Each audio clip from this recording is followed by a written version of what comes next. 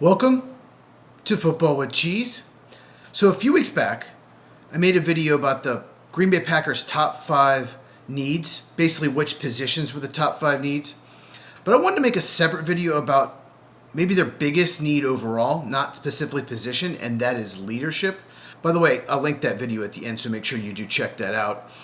But in this video, we're going to discuss why the Packers are lacking leadership, what they can do to fix it, and who is to blame. Plus, we'll go over the Packers captains as well and why it's a problem when you look at the list. But first, if you are new to the channel, make sure you subscribe and hit the bell for notifications so you never miss one of my videos. I got the Combine on in the background. I'm a huge NFL draft guy. I am a draft analyst. So if you are a fan of all 32 teams or a big fan of the draft, make sure you do subscribe because you get a lot of draft content on this channel. Before we get into the video, I just want to mention that the Packers did hire a special teams coordinator, Cam Ochard, I believe that's how you pronounce it. He wasn't my first choice, but he was the special teams coordinator for the Patriots for 4 years, most recently assistant with the Giants, so he has experience as a special teams coordinator, so I have no problem with the hire. Could be a real tough job for him because you're not going to get much help from Brian Gutekunst or Matt LaFleur in the special teams area of the team.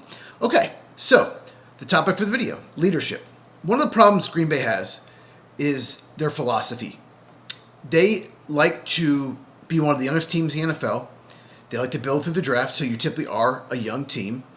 And Brian Gutekunst likes to sign free agents that are 25, 26, 27. He just does not like players that have a 3 in front of their age. And if you look at the last time the Packers won the Super Bowl 15 years ago, golly, 15 years.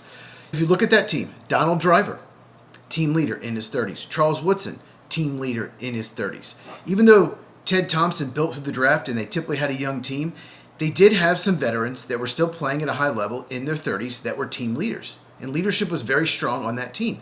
And it's lacking in this team.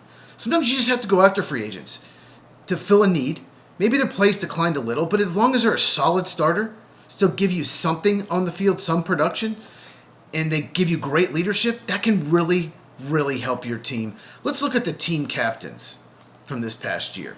So the way Green Bay does it, 3 offense, 3 defense, 1 special teams. The offense was Jordan Love, Josh Jacobs, Tucker Kraft. Jordan Love, of course, he's the quarterback. He is kind of soft-spoken, more like lead by example, but still, he's a good leader. Josh Jacobs, veteran, makes sense. Tucker Kraft, love him. Love the fact they voted him a captain, even though he's very young. But the fact that they voted for a player who, when they voted, had only played in the league 2 seasons, that's a problem. But if you look at the roster, you get it. Who else are you going to vote for on offense? They just don't have older veterans, and it's a problem. And on defense, this is bad.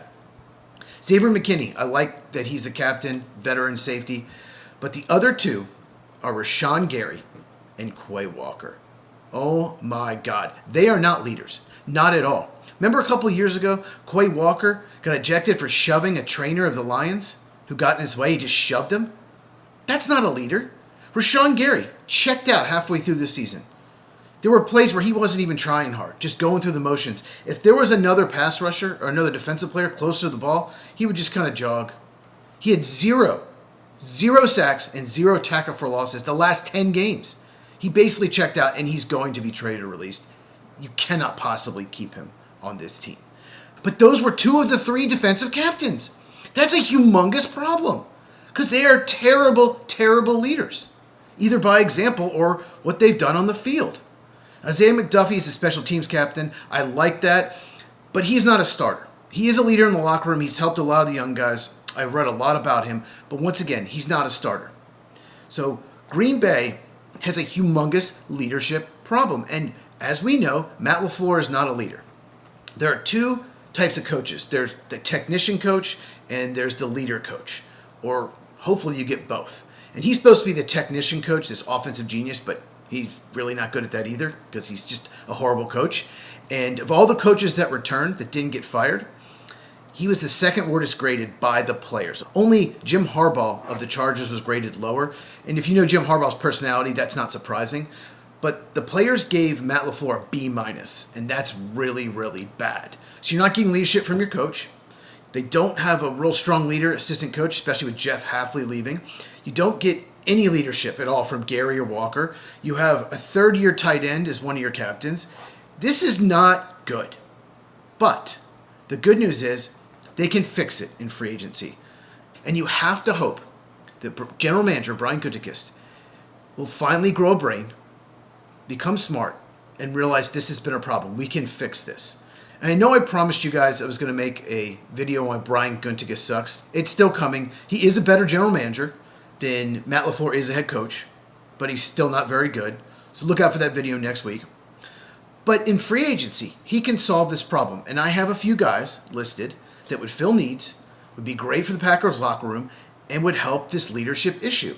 Let's start with offense. Tyler Biadasz was just released by Washington. He's a center. He's actually only 28 years old. It feels like he's 31, 32 because he's been in the league so long. And he has Wisconsin ties. He played at University of Wisconsin. But he was drafted by the Cowboys. He played there for 4 years. And when Washington signed him to a 3-year big money contract, I was surprised because I thought he's league average. He's just okay. He's nothing great. But he impressed me the last 2 years in Washington. He's probably a top 10 center. Not top 5, but top 10. Just solid run blocker, solid pass blocker. Go get him, Brian Gutekunst. Center has been a problem for 5 years. When Corey Linsley signed a free agent contract with the Chargers, Brian Gutekunst had no plan except draft Josh Myers, who is the worst center I've ever seen in NFL history. But Tyler Biadasz would fill a huge need at center, and he would bring leadership. He would help Anthony Belton playing next to him, the young right guard who had an up-and-down rookie season. So go get Tyler Biadasz. And then on defense, I got 3 guys they could go sign. Bobby Wagner, longtime Seahawk, just played for Washington. Another commander. He's still a good run defender, middle linebacker. Quay Walker's a free agent, so it is a need. And yeah, he's not very good in coverage anymore. But you could take him off the field on pass downs. You don't want him to get caught covering Jahmyr Gibbs in the open field. That would go really bad. But he would just be such a great leader, and he would be voted captain. Absolutely. Another one, Khalil Mack, edge rusher Chargers. It is a sneaky need for the Packers because Kingsley Enagbari is a free agent. Rashawn Gary's not going to be back. Micah Parsons might not be ready for week 1. And Lucas Van Ness is just not very good. He is a first-round bust, at least so far. So Khalil Mack, he'll bring leadership. He might retire. He's pretty much the end of his career. So why not sign him to like a 1-year, $10 million deal? He can start at left defensive end instead of Rashawn Gary, and he can bring you some veteran leadership. Makes sense. And one more I got to mention is Calais Campbell. He's 40 years old, or he will be in September. He recently played for Arizona, so he has ties to new Packers defensive coordinator Jonathan Gannon. And Calais Campbell has been in the league like 20 years, but he's really never had a bad season, and he's a good run defender, and defensive line is a big need for the Packers. If they go get even 2 or 3 of these guys, that would help so much to solve the leadership problem. Real quick before we end the video, you know Brian Gutekunst is probably going to sign none of these because he only signs free agents to their 25, 26, 27. So I'll mention a couple that he could target at positions of need. Cade Mays, he's a center for the Panthers, was a backup, but when he was asked to play, played pretty well. He's going to be 27 years old. And Greg Newsome, cornerback, he's played for the Browns and Jaguars. He's only 26 years old.